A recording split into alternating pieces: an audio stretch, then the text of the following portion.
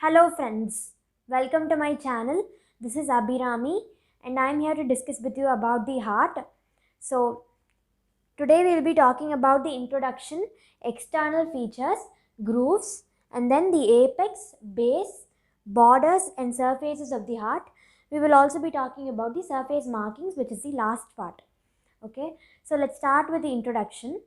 The heart is a conical muscular hollow organ which lies in the middle mediastinum and it is covered by the pericardium. So if you have doubts about the pericardium, you can visit my previous video.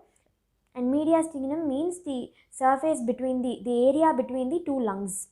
And the heart lies in the middle mediastinum. In Greek, the heart means cardia, which gives rise to the adjective cardia. And in Latin, the heart means cor, okay, and it gives rise to the adjective coronary. And the heart lies obliquely behind the sternum and its adjoining cartilages. See, it lies behind the sternum with 1/3 of it lying right to the medial plane and 2/3 of it lying left to the medial plane. Okay, and the heart in males weighs about 300 grams and in females it weighs about 250 grams and it measures 9 into 12 centimeters. And the heart also pumps blood to various organs of the body to fulfill their nutritive requirements.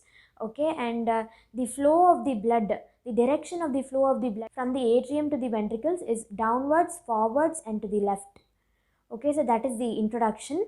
Next we will be talking about the external features. So in the heart there are two atrium and two ventricles.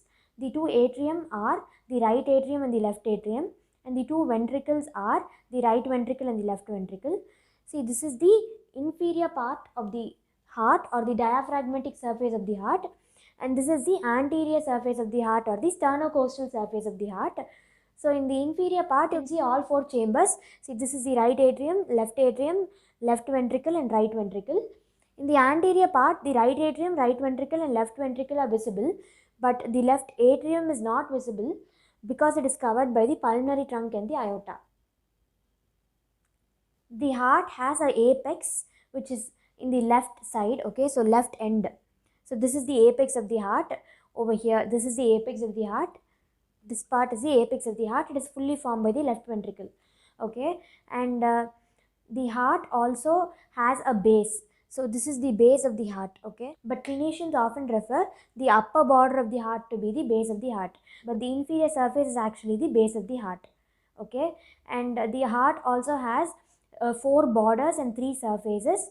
The four borders are the right border, left border, upper border and lower border. Okay, in this thing, this is the right border, this is the upper border, lower border and this is the left border.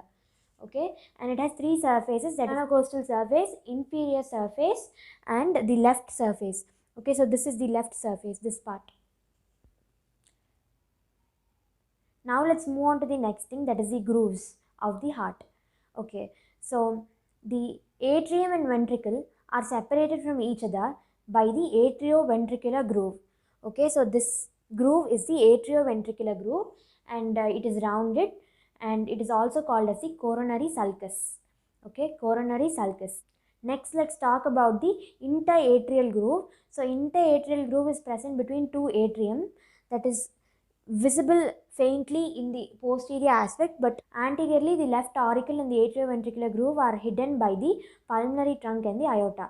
Okay, so this is the pulmonary trunk and aorta pumps blood to the whole body. So these two overlap the left auricle and also they hide the interatrial groove, but posteriorly it is visible faintly. Okay. Next, let's talk about the interventricular groove. So the interventricular groove lies between the two ventricles. So it lies over here in the posterior aspect and it lies over here in the anterior aspect. The interventricular groove has anterior and posterior divisions. So this is the posterior interventricular groove and this is the anterior interventricular groove. And the anterior interventricular groove is closer to the left margin of the heart. See, this is the left margin of the heart. So anterior interventricular groove is closer to the left margin and posterior interventricular groove is closer to the right margin of the heart. Okay, and the anterior interventricular groove is directed downwards and to the left, and on its lower end, the anterior interventricular groove divides the inferior border from the apex. Okay, so this is the apex. Likewise, the posterior interventricular groove also ends somewhere near the apex, and both of these are connected below. Okay. Now let's talk about the next thing, that is the apex of the heart. So this is the apex of the heart. Okay, and the apex of the heart is fully formed by the left ventricle. It is directed downwards, forwards, and to the left, and it is fully formed by the left ventricle, and it is overlapped by the anterior border of the left lung.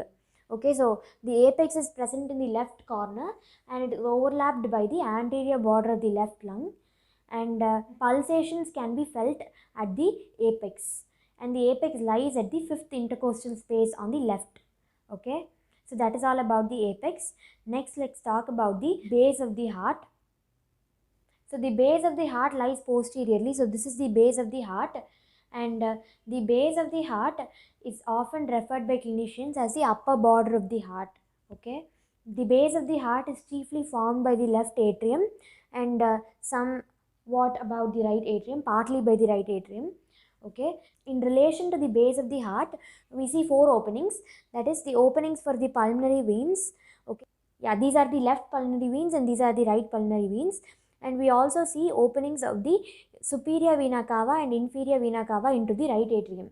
Okay, and the pulmonary veins open into the left atrium, and the superior vena cava and the inferior vena cava bring blood from the body, that is deoxygenated blood from the body, to the heart. So the pulmonary artery brings the blood from the right atrium to the lungs, and the pulmonary veins bring the blood from the lungs to the left atrium.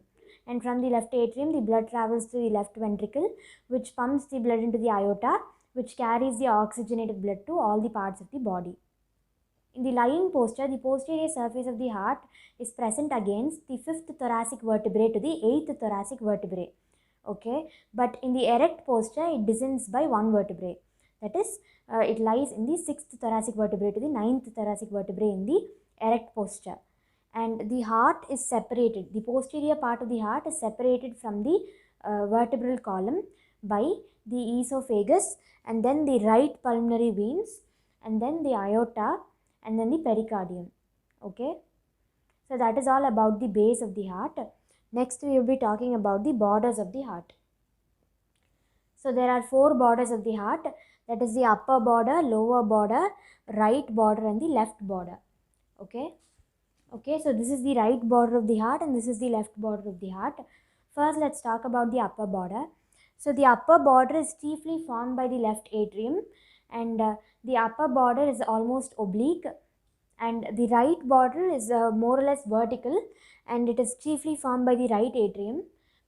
The inferior border is nearly horizontal, as you can see, and it is mainly formed by the right ventricle, except at the apex where the left ventricle forms the apex.